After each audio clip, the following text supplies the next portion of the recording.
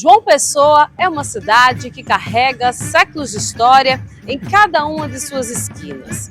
Mas, por trás de cada casarão, das igrejas e de monumentos, há uma memória que muitas vezes vem sendo silenciada, a da contribuição e da presença negra para a formação da capital paraibana. No Histórias da Cidade de hoje, a gente mergulha no afroturismo e vai mostrar para vocês o outro lado da história de muitos dos pontos turísticos que você ainda não conhece. Fica comigo que o Histórias da Cidade está começando.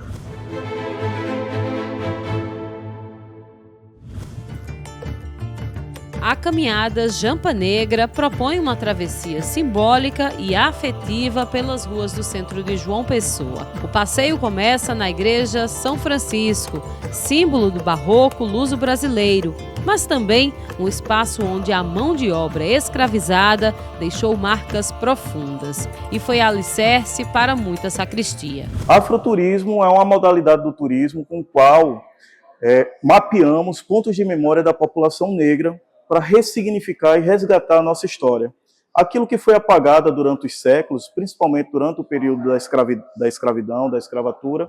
Então é uma modalidade para ressignificar todos esses espaços e trazer uma nova narrativa para o nosso turismo. A caminhada Jampa Negra, que realizamos há 4 anos, ela inicia da Igreja de São Francisco, onde resgatamos esses pontos que pertencem a essa arquitetura, até porque tudo isso foi construído com mão de obra escravizada, e para que as pessoas locais, consigam também acessar essa história que pertence a nós, que pertence a elas, Então é trazer essa população negra também para que possa vivenciar esse afroturismo, esse turismo aqui no nosso centro histórico. A Paraíba é um estado que tem 50 quilombos. João Pessoa já é uma cidade que tem várias periferias, E poucas delas são acessadas pela população como um todo. Poucas conhecem o que acontece dentro das periferias. Então, é justamente isso. O que acontecia nesse tempo anterior, o que acontece também nos tempos atuais, e fazer com que as pessoas percebam que vivemos ainda uma cidade, um estado que ainda segrega, exclui muitas pessoas que estão dentro da nossa cidade. A rota segue por prédios históricos e praças, onde o guia Felipe Coutinho convida os participantes a enxergar o que a história oficial omitiu: a presença de homens e mulheres negros que ajudaram a erguer a cidade, resistindo à escravidão e deixando um verdadeiro legado cultural, espiritual e até político. Como a nossa história ela é moldada por esse olhar, por essa perspectiva eurocêntrica, a gente conhece a visão do homem e da mulher branca, e não do homem da mulher preta, Hoje a gente começa a produzir essa literatura e mostrar também que tinham outras pessoas produzindo, isso no século XIX, e aí já a gente pode citar o Manuel Pedro Cardoso Vieira, o Eliseu César, que faz parte como membros imortais da Academia Paraibana de Letras, que no século XIX estava lá mostrando toda essa sua intelectualidade, mas que durante o passar do tempo foram apagadas ou embranquecidas, por nossa história. O afroturismo vai além do entretenimento. Ele é ferramenta de educação antirracista e de empoderamento da população negra e de preservação da memória coletiva. Ao reconhecer os passos dos ancestrais, João Pessoa pode se conectar com a parte essencial de sua identidade, muitas vezes apagadas nos discursos oficiais da história. O afroturismo ele surge como contrapartida ao turismo de massa, ao turismo predatório, que tem por si só apenas o lucro como objetivo. E além disso também podemos dizer que o afroturismo pode ser entendido como um campo de produção de conhecimento, porque ao passo que questiona, que critica a história eurocêntrica, ele produz uma outra narrativa, que é uma narrativa a partir da experiência histórica da população negra, E, além disso, o afroturismo também pode ser um instrumento importante para a implementação da Lei 10.639, que diz que é obrigatória história e cultura afro-brasileira e africana. Também é um mecanismo importante para tratar do direito à cidade, porque possibilita que pessoas que nunca morando em determinada cidade, sem tomar como exemplo João Pessoa, que mora em João Pessoa, mas não conhece o centro histórico. O afroturismo possibilita que essas pessoas possam ter acesso, possam conhecer o centro histórico a partir da perspectiva da população negra. Então, nesse sentido, ele também é importante para se discutir o direito à cidade, né? Dos pessoenses, ou seja, de toda uma camada da população que, por exemplo, não conhece os centros históricos, né? E que isso é muito comum ainda nas capitais, no Brasil como um todo. E, nesse sentido, a Puama tem feito um trabalho importante, né? Porque tem difundido os roteiros, tem ajudado a construir roteiros de afroturismo e tem valorizado essa perspectiva, esse instrumento, como instrumento de combate ao racismo, como instrumento de geração de renda para a população negra e como um instrumento de valorização e preservação da história, da cultura afro-brasileira e africana no Brasil. O afroturismo ele tem essa potência de dar voz para essas pessoas que querem falar de si. E não somente ser um espaço destinado para conhecer a sua culinária ou para conhecer a sua dança, mas que também conheçamos, né, essa história que está ligada a por que essa população está inserida dentro daquela comunidade. Uma das rotas é a Rota Sankofa Paraíba, que tem como ponto de partida a Basílica de Nossa Senhora das Neves. A palavra Sankofa, de origem africana, carrega a filosofia de retornar ao passado para ressignificar o presente e construir um novo futuro. É esse espírito da Rota Sankofa Paraíba que começa na Basílica de Nossa Senhora das Neves, a primeira igreja da cidade e, ao mesmo tempo, o marco das contradições. Enquanto símbolo de fé católica, ela também se relaciona com o período colonial e com as estruturas da dominação racial. Depois daí, o roteiro percorre pontos de memória afrodescendentes, como o Pátio São Frei Pedro Gonçalves, locais onde funcionaram senzalas e mercados de escravizados, além de espaços de resistência, como as antigas casas de alforria e os terreiros tradicionais. Esse daqui seria o segundo ponto da caminhada Jampa Negra. E aqui é um local que tem muita representatividade, né, para o povo negro. Por quê?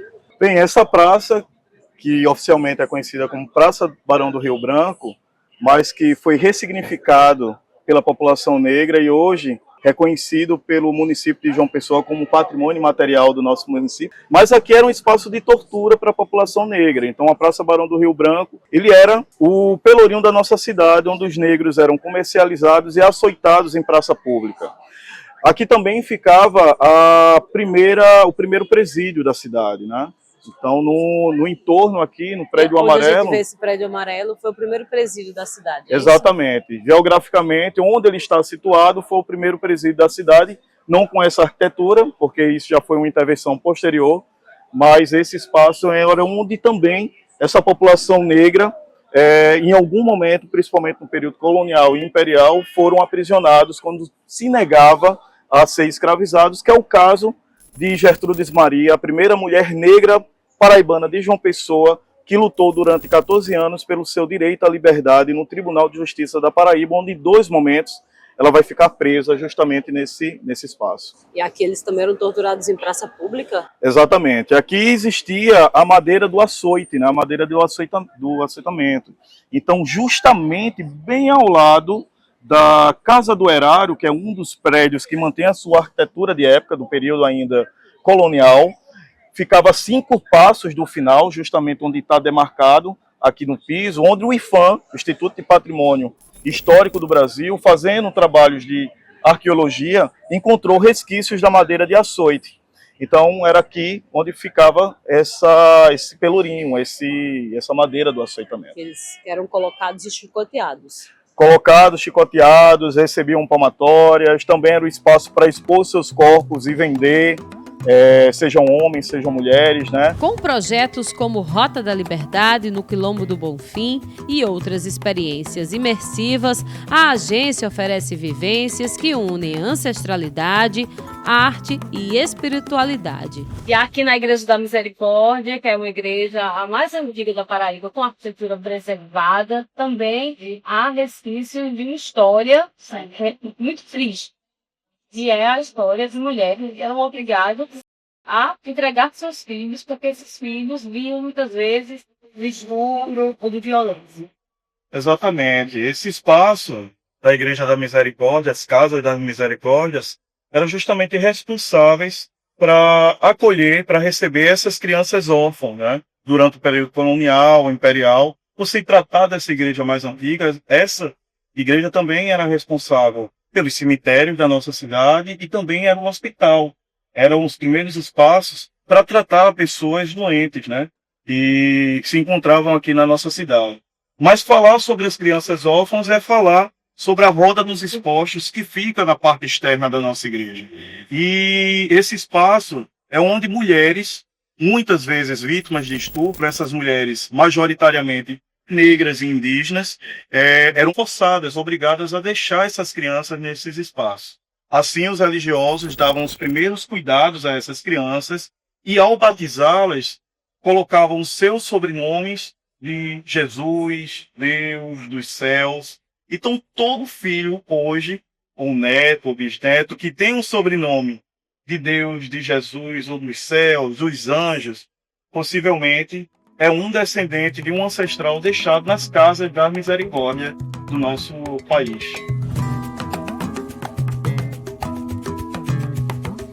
E chegar ao ponto de 100 réis, conhecido hoje, que traz aí uma outra história, né? A questão dos réis, onde se pegava o bondinho, tudo isso encobre uma outra versão e um outro nome de uma pessoa escravocrata aqui na Paraíba. Quem é essa pessoa?